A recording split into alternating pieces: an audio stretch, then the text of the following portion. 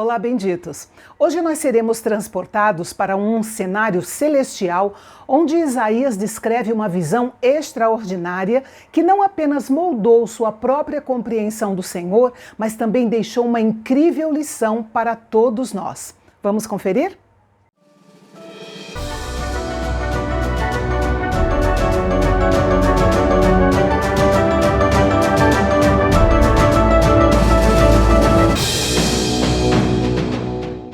O capítulo começa com a frase, no ano em que morreu o rei Uzias. O rei Uzias, também chamado de Azarias, teve um reinado longo e próspero em Judá por 52 anos. No geral, ele foi um bom rei, e enquanto buscou o Senhor, Deus o fez prosperar. Mas quando seu reino já estava bem fortalecido, ele se tornou orgulhoso, e então Deus o feriu com lepra e ele ficou isolado até a sua morte. No ano em que ele morreu, Isaías teve uma visão que mudaria para sempre sua vida. Ele viu o Senhor assentado em um trono, e aqui nós temos um fato central do céu. Ali há apenas um trono, no qual está assentado o Senhor dos Exércitos, o Criador de todas as coisas. O trono era exaltado e majestoso, e a aba das vestes do Senhor enchia o templo. Naquela época, os reis usavam vestes com abas longas. Isso significava que ele era uma pessoa muito importante, digna e honrada. Mas o Senhor é tão honrado, tão importante, tão digno, que a aba do seu manto encheu todo o templo. Quando Isaías declara que viu o Senhor, na realidade ele viu Jesus em toda a sua glória. Nós sabemos disso porque quando o apóstolo João citou o profeta Isaías, sob a inspiração do Espírito Santo, ele acrescentou: Isaías disse isso quando viu a sua glória e falou dele, referindo-se a Jesus. Ao redor do trono, Isaías viu os anjos conhecidos como serafins.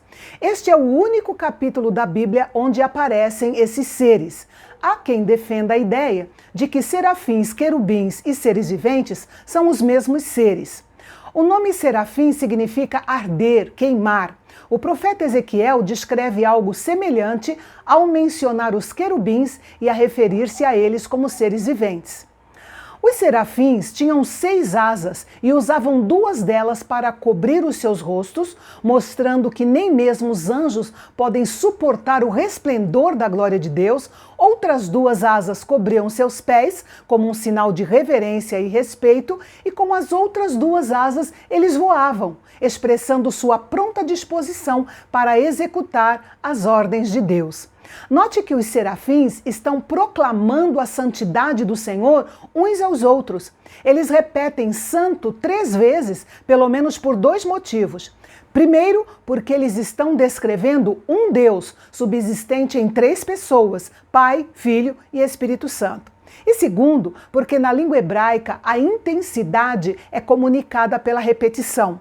Dizer santo, santo, santo é declarar sua santidade no mais alto grau possível.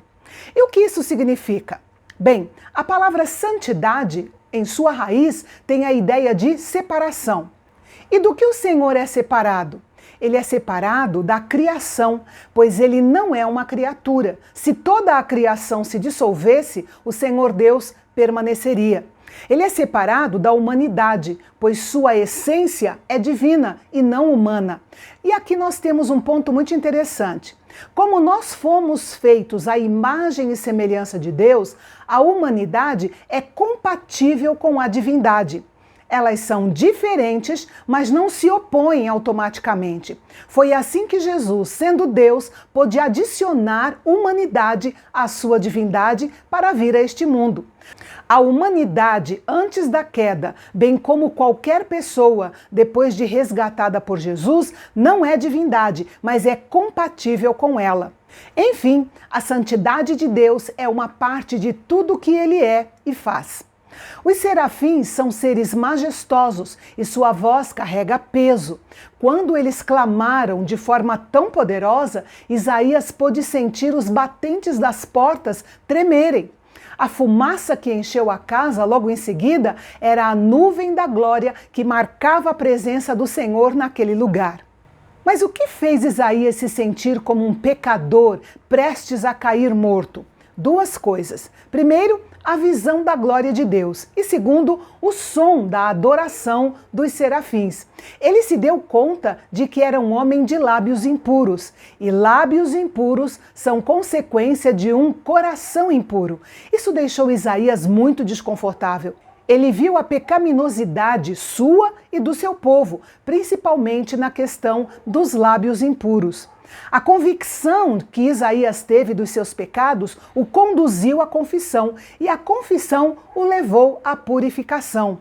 Porque um daqueles seres angelicais que cercavam o trono de Deus voou até Isaías trazendo uma brasa incandescente tirada do altar.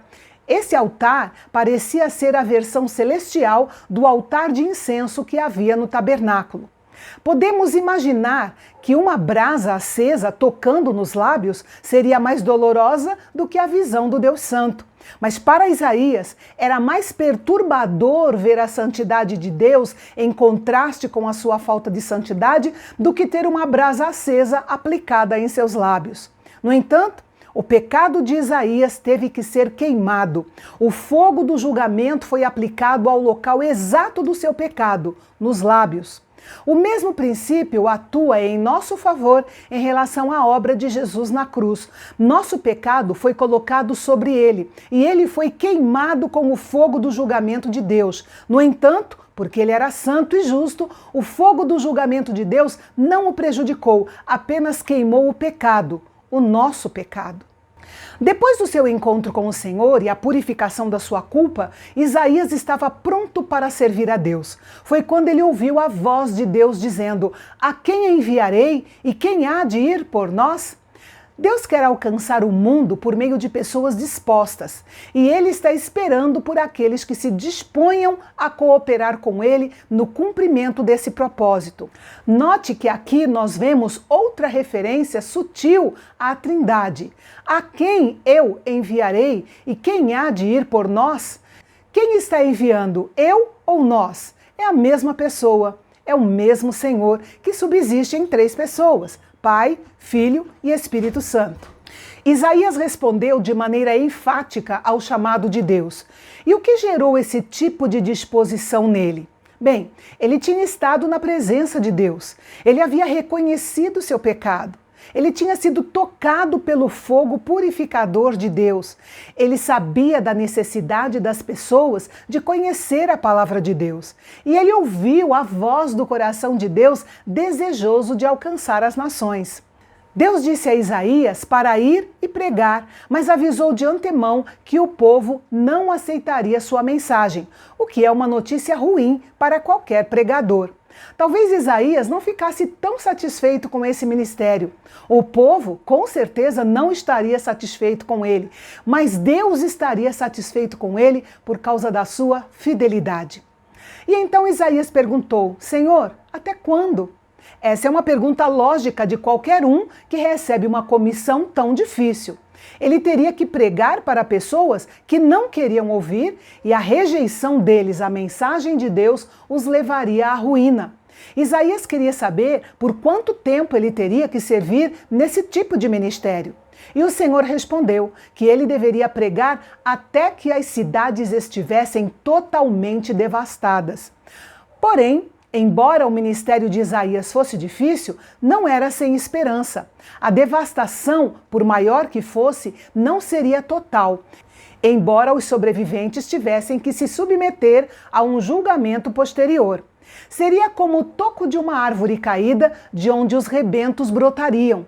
Essa ilustração introduziu um elemento de esperança para o profeta e para o remanescente da nação de Judá. Tempos depois, quando Acás, neto do rei Uzias, reinava sobre a nação de Judá, o rei da Síria e o rei de Israel uniram forças para atacar Jerusalém, a capital do reino de Judá. O resultado desse impasse você confere amanhã aqui no canal Bendito. Até lá!